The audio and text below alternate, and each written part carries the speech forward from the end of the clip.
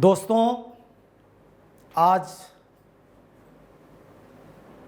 पुनः हिंदी ऑनर्स के ऊपर बात करने जा रहे हैं।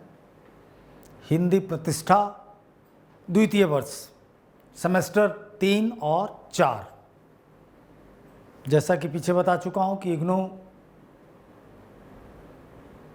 के पाठ्यक्रम सेमेस्टर में बांट दिए गए हैं, लेकिन परीक्षा वार्षिक होगी। 6 महीने सेमेस्टर 10 सेमेस्टर आपको पढ़ाई करनी है और परीक्षा वार्षिक स्तर पर देना है। पहला सेमेस्टर सहज था, लेकिन दूसरा सेमेस्टर थोड़ा सा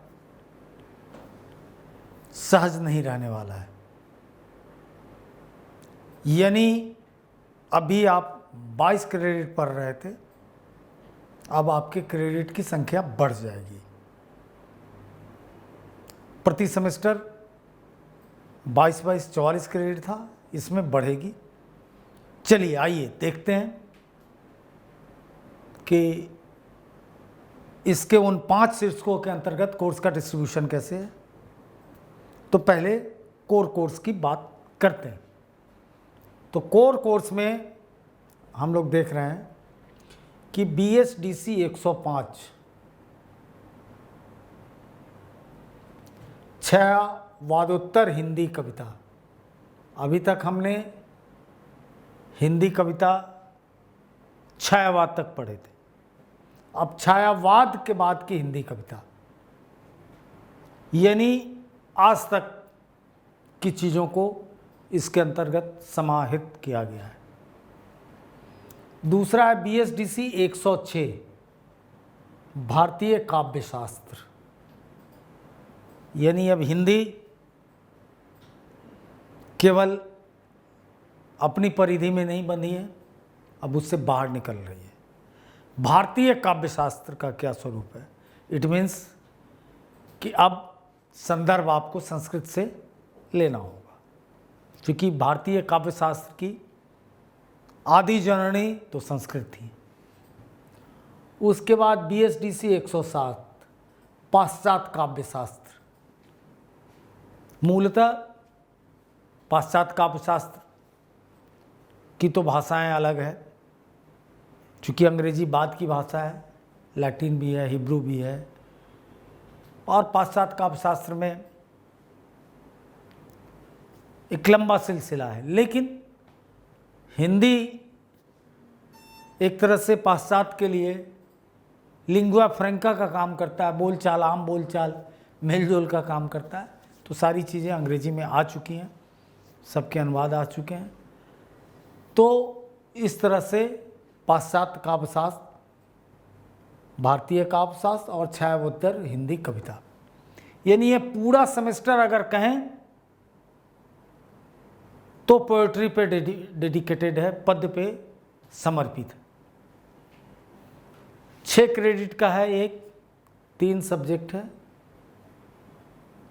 6 3 18, यानी कोर कोर्स ही केवल 18 क्रेडिट का पढ़ना है पहले सेमेस्टर में के, मतलब सेमेस्टर संख्या 3 वर्ष संख्या द्वितीय में, कि पहले विषय के अंतर्गत कोर कोर्स के अंतर्गत आपको 18 क्रेडिट के पढ़ने हैं। अब बात करते हैं कि विषय निर्दिष्ट में हमें अब क्या पढ़ना पड़ सकता है, क्योंकि अब इंट्रोड्यूस धीरे धीरे इसमें होगा। तो विषय निर्दिष्ट में हम देख रहे हैं कि कुछ भी नहीं पढ़ना पड़ रहा है। अब तीसरा सेगमेंट जो विषय का है उसमें चल के देखते हैं। योग्यता संवर्धन, एबिलिटी इन्हेंसमेंट। पहले और दूसरे सेमेस्टर में हमने पढ़ा था 4 क्रेडिट का, याद होगा, पर्यावरण अध्ययन। और दूसरे में हिंदी भाषा और संप्रेषण कौशल। यहाँ पे कुछ नहीं पढ़ना है। तो इस तरह से हमें विषय निर्दिष्ट में भी कुछ नहीं पढ़ना पड़ा, योग्यता संवर्धन में भी नहीं पढ़ना पड़ा। अब कौशल संवर्धन की बात आती है। अब कौशल संवर्धन में हम लोग देखते हैं कि क्या पढ़ना है। तो कौशल संवर्धन योग्यता संवर्धन के बाद कौशल संवर्धन। तो कौशल संवर्धन में एक नया विषय, सर्वथा नया विषय आ रहा है। ये विषय एंथ्रोपोलॉजी से लिया गया है, BANS 183, पर्यटन मानव विज्ञान। बहुत ज्ञानवर्धन के लिए बहुत इम्पॉर्टेंट टॉपिक है पर्यटन मानव विज्ञान, इसे पढ़ते हैं। और अब आखिरी सेगमेंट में इसके चलते हैं, जेनरिक इलेक्टिव। जेनरिक इलेक्टिव में देखते हैं कि क्या पढ़ना है। तो इसमें 6 क्रेडिट। अभी तक कितना क्रेडिट पढ़ लिए? 3 विषय कोर कोर्स में 6 क्रेडिट का पढ़े, 6 3 18, और 4 क्रेडिट का कौशल संवर्धन 22, 6 28 क्रेडिट। यानी यहाँ पे आपके लिए आइदर और की गुंजाइश है, यानी एक ही चुनना है 6 क्रेडिट का। अब बड़ा इम्पॉर्टेंट यहाँ पे विषय चयन का मामला है। बच्चे कोरोना पेंडेमिक के चलते बड़ी शिकायतें आई कि सर इसमें दिक्कत आ रही है। हमने पूछा कि प्री काउंसलिंग कहाँ किया आपने, किससे पूछ के विषय लिया? तो साइबर कैफे गए, सबका एक ही डाल दिया उठा के। उसे क्या लेना देना? आपको अब तय करना है। कैसे तय करेंगे? क्या मापदंड होना चाहिए कि जेनरिक ऐच्छिक में क्या लेना है? पहले हम विकल्प पे बात करते हैं। BSOG 173, मानव विकास का पुनर्विचार। दूसरा है BHDG 173, समाचार पत्र और फीचर लेखन। तो BSOG 173 ये मूलतः एंथ्रोपोलॉजी का सोशियोलॉजी का विषय है, समाजशास्त्र का है, विकास का पुनर्विचार। यदि आप ग्रेजुएट होकर प्रतियोगिता परीक्षा की तैयारी करना चाहते हैं, IAS PCS देना चाहते हैं, तो आपको विकास का पुनर्विचार विषय चयन करना चाहिए। क्यों? चूंकि ये बहुत लेटेस्ट सब्जेक्ट है कि कहीं ना कहीं औद्योगिक क्रांति के बाद 200 वर्षों में हम अंधा विकास की ओर दौड़ पड़े, और द्वितीय विश्व युद्ध के बाद सबसे बड़ी घटना घटी कि पूरे विश्व में जो कॉलोनिकल पावर थे, औपनिवेशिक सत्ता थी, उसका क्षरण हुआ, और उसके क्षरणोपरांत देश आज़ाद हुए।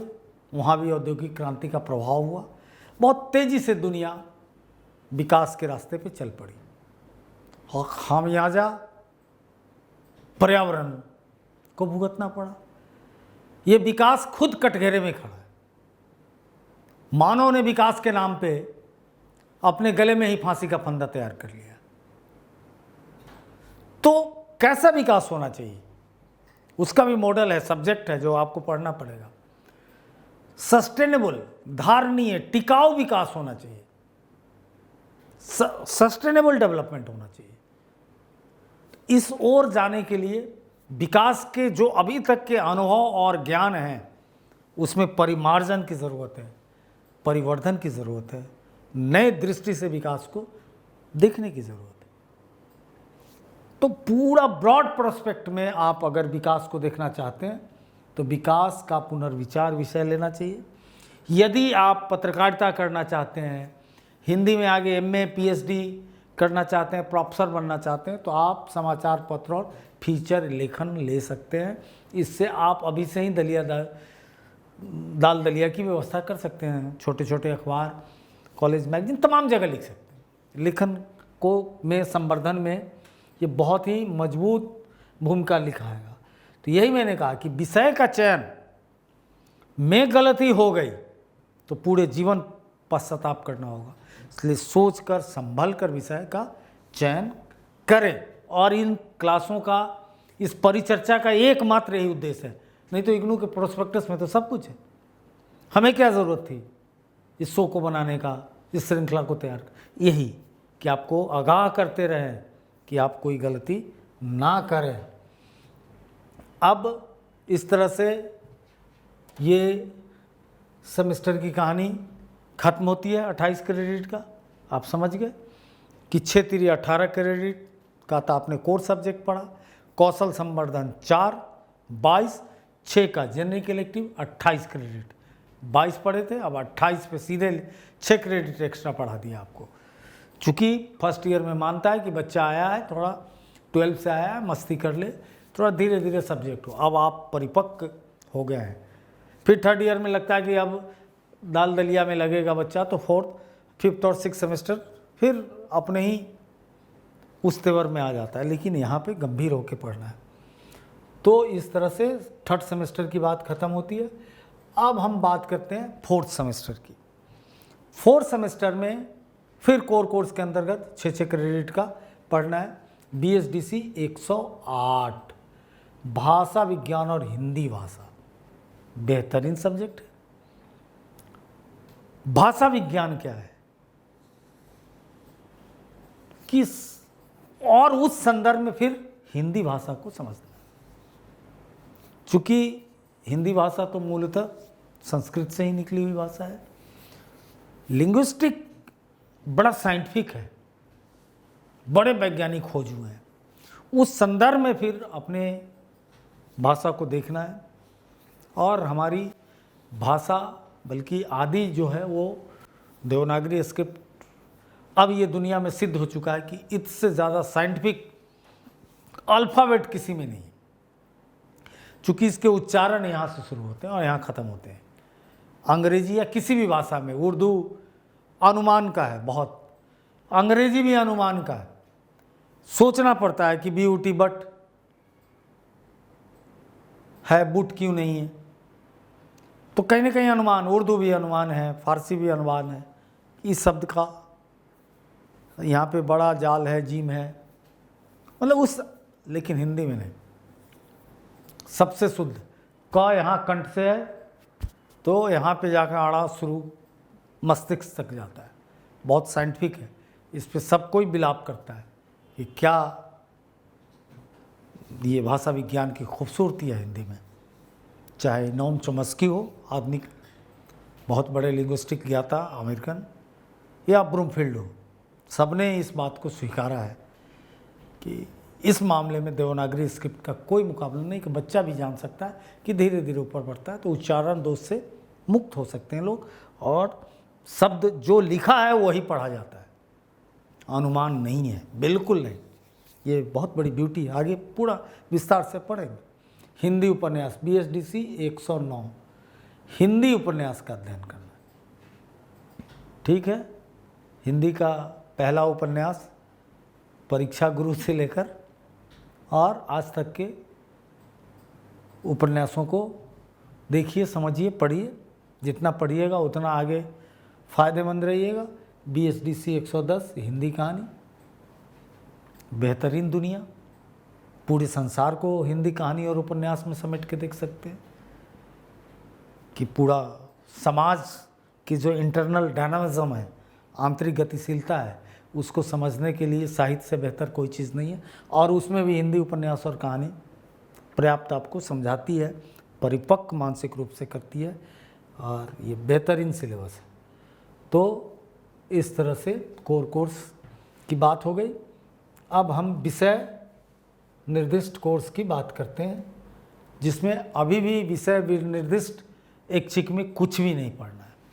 अब हम आ जाएंगे अभियोक्ता संवर्धन, एबिलिटी इन्हेंसमेंट। इसमें भी हमें एबिलिटी इन्हेंसमेंट में भी कुछ नहीं पढ़ना है। अब आएंगे कौशल संवर्धन, इसमें मुझे अब इसमें पढ़ना है। क्या पढ़ना है? बहुत बढ़िया, मनोविज्ञान से लिया हुआ सब्जेक्ट है। कहाँ से बोरो किया गया है? मनोविज्ञान से। BPCS 186, तनाव प्रबंधन। आधुनिक काल की सबसे बड़ी समस्या है तनाव। आप तनाव का प्रबंधन कैसे करेंगे? वरना अगर तनाव प्रबंधन नहीं कर सके तो जीवन में सफल नहीं होंगे। अगर सफलता को मापते हैं कि कोई प्रोफेसर हो गया, कोई कलेक्टर हो गया, ये सफलता नहीं है। वहाँ पे जाके उस कुर्सी पे जो तनाव है उसको कैसे डिसॉल्व करना सीखेंगे, ये तनाव प्रबंधन है। समझे मित्रों? तो ये कौशल संवर्धन 4 क्रेडिट का बड़ा इंपॉर्टेंट सब्जेक्ट है, तनाव प्रबंधन। BPCS 186 सेमेस्टर संख्या 4 में। अब हम बात करेंगे जेनरिक इलेक्टिव, इसमें भी बहुत खूबसूरत विषय है, BPCG 174 मनोविज्ञान एवं मीडिया। बेहतरीन कोर्स है। मनोविज्ञान और मीडिया, देखते हैं आए दिन चर्चा होती रहती है कि मीडिया के तो हालांकि बहुत व्यापक क्षेत्र है आज के दिन में मीडिया कितना बड़ा हो चुका है ये कल्पनीय है।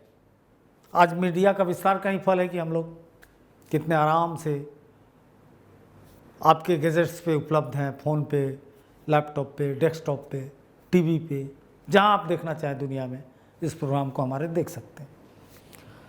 तो मनोविज्ञान और मीडिया प्रबंधन बहुत ही रोचक बेहतरीन कोर्स है ये। इसको पढ़ के आप बहुत अच्छा महसूस करेंगे और आपकी सोच बहुत विस्तृत होगी। इस तरह से 28 क्रेडिट का ये भी खेल है, यानी ये दोनों सेमेस्टर द्वितीय वर्ष मिलके कितना क्रेडिट आपको पढ़ाता है? 28 2 28 दूना 56 क्रेडिट। 56 क्रेडिट आपको पढ़ना है सेकेंड ईयर के अंदर और 44 क्रेडिट पढ़ना था फर्स्ट ईयर। अब हम अगले श्रृंखला में आगे बात करेंगे। फिलहाल एक विनम्र आग्रह, आपने अभी तक अगर स्ट्रेट फॉरवर्ड क्लासेस चैनल को सब्सक्राइब नहीं किया है, सब्सक्राइब करें, बेल आइकन का बटन दबाएं, अधिक से अधिक दोस्तों को बताएं कि यहाँ प्री काउंसलिंग की भी व्यवस्था है और पोस्ट एडमिशन भी। इसके बाद हम लोग कक्षा भी चलाएंगे, लाइव कक्षा भी होगी, आपके सारे समस्या का समाधान भी होगा। आप जो भी हमें लिख के भेजेंगे हमारे ईमेल एड्रेस पे, व्हाट्सएप पे, फ़ोन पे, सब पे डिस्कशन होगा। यानी कंप्लीट पैकेज है हमारे यहाँ आपके लिए उपलब्ध है। आप इसका अधिक से अधिक उपयोग करें। जय Hind. Contact email straightforwardclasses@gmail.com. Phone number 90130111749. WhatsApp 8800740094.